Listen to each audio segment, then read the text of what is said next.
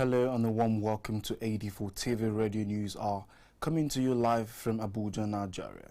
I am Merciful Ajinamo. The Nigerian government is in partnership with Nigerian health professionals living in diaspora in order to seek areas of enhancing healthcare delivery system in the country. The Minister of Health, Osagi Enhare, said this during an interactive session with the Nigerian House of Representatives Committee on Diaspora in Abuja, Nigeria. While interacting with the committee members, the Nigerian Minister of Health, Osagi Enahire, and his team said the role of the ministry is to supervise the work of the health professionals as they have already grouped themselves into different areas of specialization, such as doctors, nurses, pharmacists, among others. The bottom line is that there are people who don't have confidence in the health system for various reasons, which we are trying to address. And those reasons, some of them are extremely simple. They deal with the fact that they have no faith in the housekeeping or in the environment, in the sanitation, which are relatively simple issues. In many of the cases, we do have equipment, we do have personnel, but the issues which the public will have with these places are simple issues which we are going to address, those issues. The question of specialty hospitals is the very concept behind our teaching hospitals. They are teaching institutions, they are well equipped, they have well qualified, experienced doctors. Many of the doctors are themselves from the diaspora, working at teaching hospitals. On their part, the Committee on Diaspora says it is impressed with the activities of Nigerian health professionals in the diaspora, especially as they impact positively on the lives of the common man. They also appealed to the Ministry of Health to seek for ways of encouraging the health professionals to do more by impacting their knowledge on the medical practitioners resident in Nigeria and to discourage the medical personnel from leaving the shores of Nigeria to seek for better opportunities outside the country.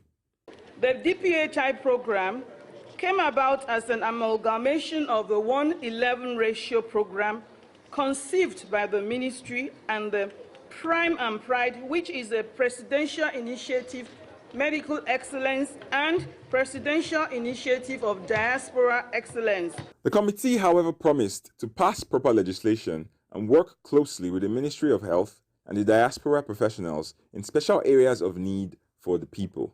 Have made a commitment to ensure that each and every one of our fellow Nigerians possible to ensure that their lives are safeguarded and that they reside in those nations side by side with the citizens of those nations with their lives respected.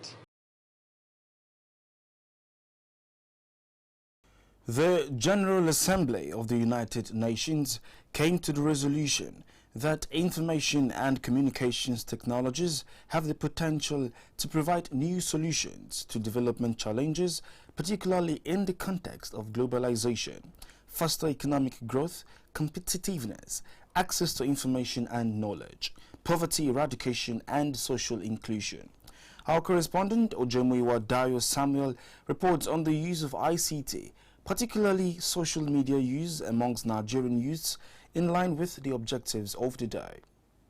The world marked the World Development Information Day on Thursday.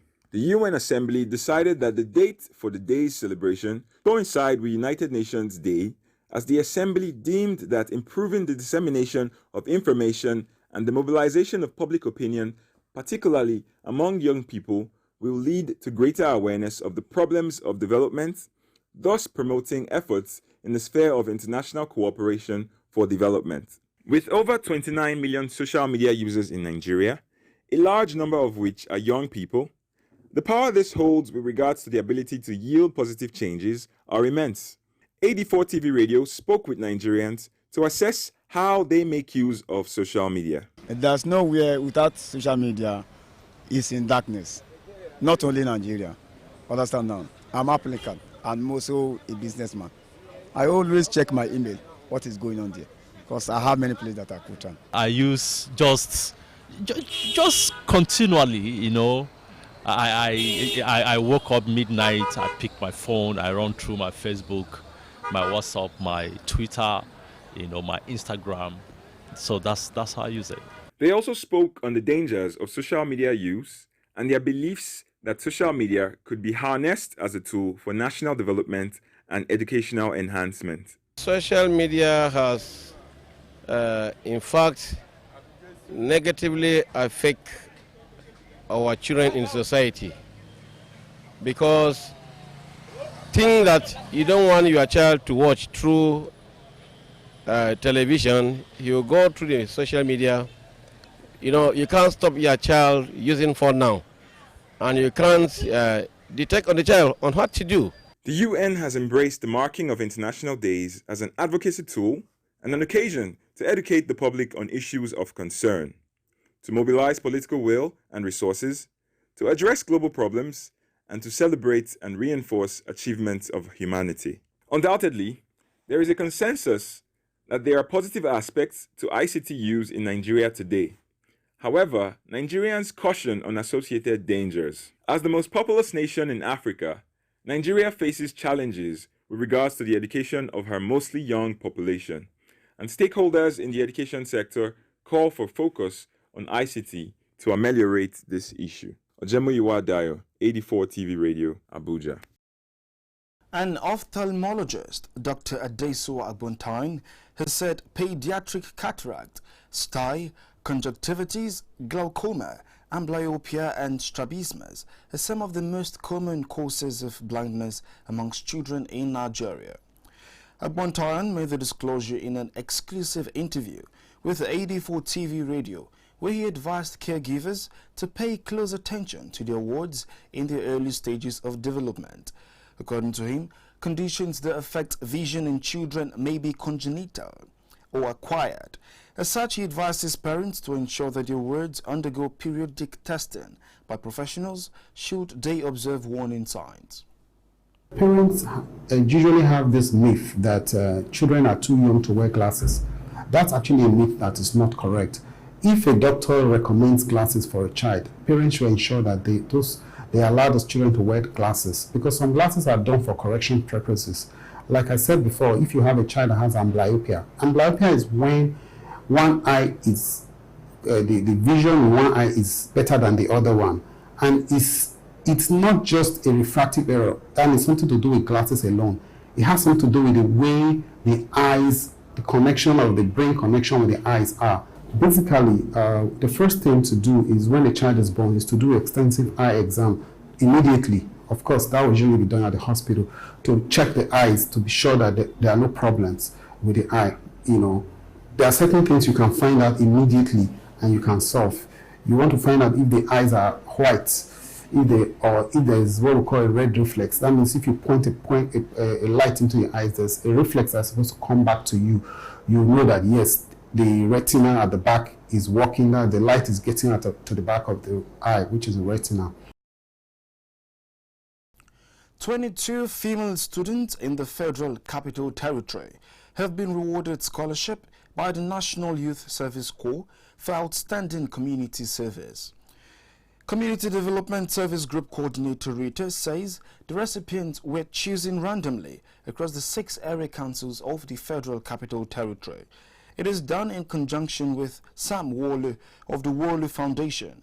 The coordinator of the program said so far over 100 school children have benefited from the program. She appreciated those who donated funds and worked tirelessly. Education is the bedrock of development, the foundation upon which creativity and innovation is built. Girl child education not only increases the purchasing power of women and girls, it also develops their mental, social, political, and physical attributes, equipping them to make better informed choices that will be beneficial to themselves, their families, and the society at large. The scholarship program was introduced in 2017 when it was seen as a way forward to enhance the girl child education by ensuring girls remain in school and those out of school are brought back to school. From inception, we have been able to sponsor 144 girls throughout their secondary school education. Today, we aim to sponsor an additional 22 girls. I just learned about this like a week ago. So we decided that as a foundation we should chip in a little bit. So we're sponsoring 10 of those children. The organizers, will choose which 10 because they are little kids. We don't want to expose them to this kind of media attention or something, but we're supporting 10 of them.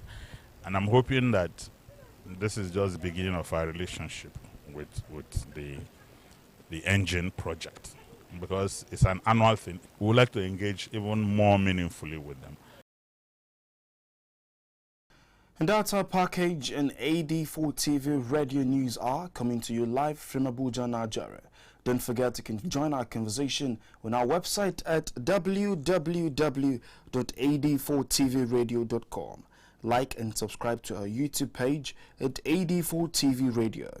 Follow us on Twitter at AD4 TV Radio, on LinkedIn, Instagram, and Facebook. Many thanks for watching. I am Merciful Ajinamo.